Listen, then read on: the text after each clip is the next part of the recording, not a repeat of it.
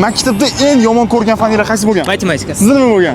Hozir matematika bilan tarixni birlashtirib ChatGPTdan 10 ta savol berishni so'raymiz va kim ko'proq javob beradigan bo'lsa sirli sovg'a uniki bo'ladi. Tayyormisizlar? Tayyorman. O'zbekiston mustaqillikka qachon erishgan? 1991 sentyabr. 1-avgust. Okey, to'g'ri.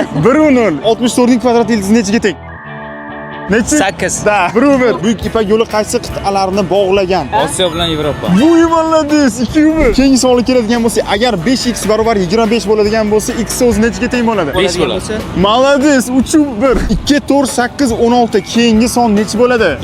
32. 3-2. Yana tarixdan O'zbekiston Respublikasi Konstitutsiyasi qachon qabul qilingan? 1992 8-dekabr. Qarasha. To'g'ri 2 yutqizasiz. Aytgancha, keyingi ishtirokchisiz bo'lishingiz uchun hozirroq videoga like bosib qo'ying. Birinchi inson qachon Oyga qadam qo'ygan? 1960, 70, 60 shu atrofda. 62. Yo'q. 69.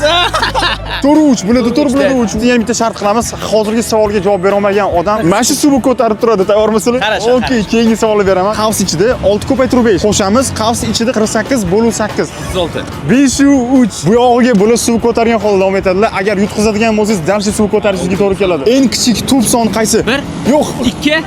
To'g'ri 5. Keyingi savol. Qadimgi Misrda qirollar qanday atalgan? Imperator. Yo'q. Firavn. Bular birinchi topdilar. 5-5. Oxirgi hal qiluvchi savol. 3 burchak ichki burchakka yig'indisi nechiga teng bo'ladi? 3 ga. Yo'q. 180. Uy! Gap yo'q. Yutganingiz uchun sovg'a sizniki.